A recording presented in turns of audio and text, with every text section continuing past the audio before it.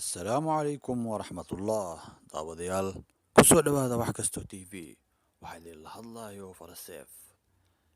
Maanta waxaan ka hadlaynaa sababta ciyaartooyda Braziliyaanka ah ay kubadda cagta ugu fiican yihiin.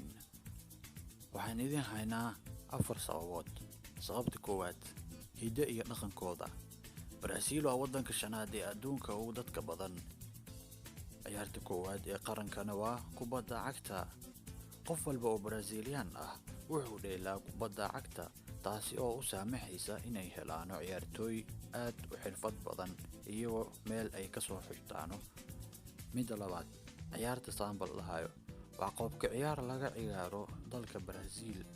Waxaa laga dheelaa dhabarka, garbaha iyo simaha ayaad berigoo dhan la dhaqaajinaysaa, taasoo ka dhigaysa qof fudud oo jiljilcan.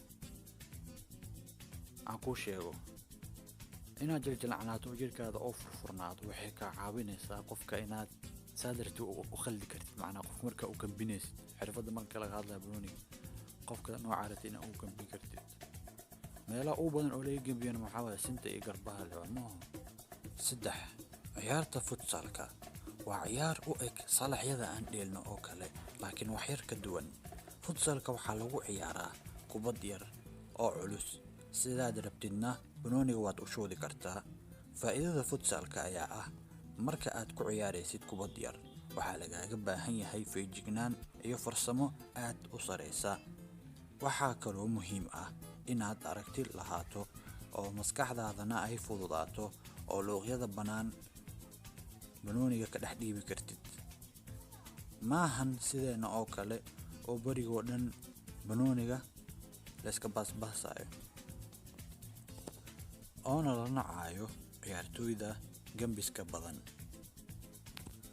ciyaartan futsalka la dhahayo waxaa ciyaarta kasoo bilaabay ciyaartooy waaweyn oo Brazil oo legends ah oo u soo halgamay waddankan, oo uu ka mid yahay Ronaldinho, Kaká, Rivaldo, Ronaldo weyne, Janinho, kale Robinho, Coutinho, waxaanoo dhan dhammaantooda futsalka soo wada bilaabeen.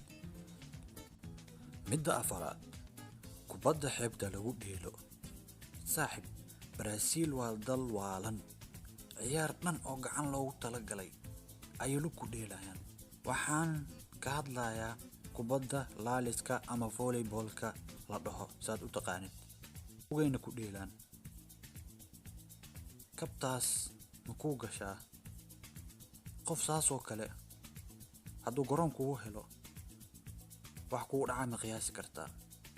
waxaan qiyaasi karnaa ereyada saaxiibkeena uu dhahay Maxamed Qadar, maradu kaarida ninkaas ma loo gali kara akhi. ayay bedeleen meeshaana ka salaama, ninkaas aada u taageeraa. marka waxaa hore loo carabta ay dhahdaa idaa curifa sabab batula alcajab. haddii sababta waxaan sababtay la ogaado, la yaabka meeshuu ka baxa. dadkan oo banoonisan u jecel marka la yaab ma aha inay 5 koob adduun haystaan, weliba ka badan. sanadkaana xataa adag yihiin, laga yaabaa sanadkan inay qaadaan 2022. marka waxaa kaloo aan jeclaystay inaan idinla wadaago sida gambiska loo barto. waa 3 almiito oo ciyaartooy Brazilian ay keeneen ama ay sameeyaan. aad ayayna ii caawiyeen, idinkana ha idin caawiyaano. waxaa sidaad u ogtihiin sharing is caring la mugta wax in la wadaago ay ku fiican yihiin. marka almiitada koowaad ka bilaawayna. midda koowaad waa Brazilian box ama sanduuqa Brazilianka ah. waxaa lagu bartaa sheelaraynta banooniga iyo tartiib inaad u wadan kartid banooniga ama kubadda. 4 gisaac ayaad 4 gees ka samaynaysaa. labadii gisaacna waxaa u dhaxayso 10 tilaabo, iyo wixii guri oo yaalna isticmaali kartaa kabo kale iyo gisaac. iyo anaga hadda caagadahan oo cabitaanka isticmaalnay. marka adi iyo waxaad heshid fadlan markaad almiitadan aad samaynaysid labadaada lug isticmaal oo jooji dulmiga. banooni hal lug in lagu dheelo ma loogu talagalin. fariinaan u dirayaa ninka banooni hal lug ku dheelaan la hadlayaa, ilaahay ka cabsanayo, labada lug xaqooda sin.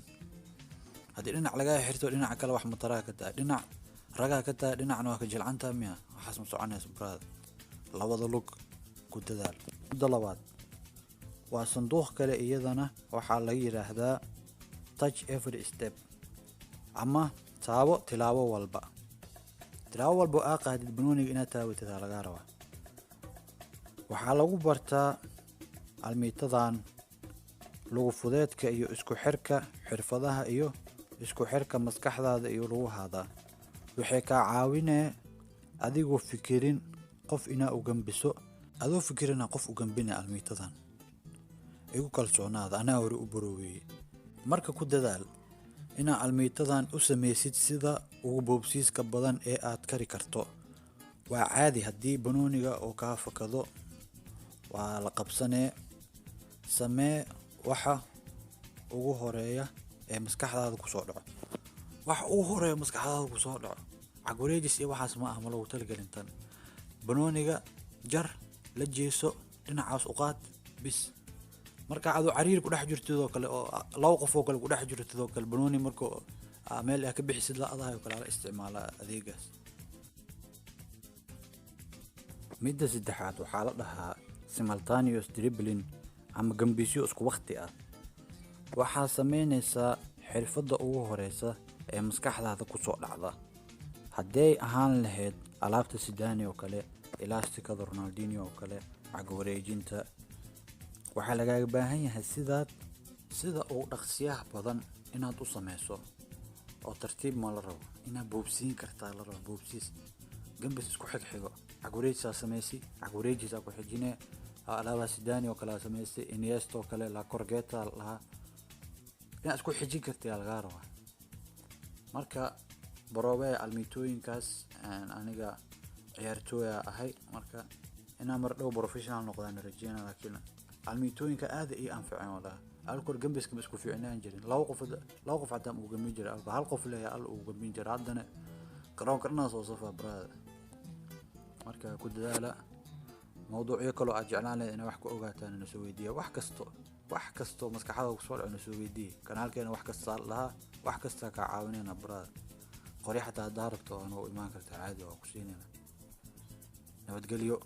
subscribe noo dhaha, like anaga iloowina marka.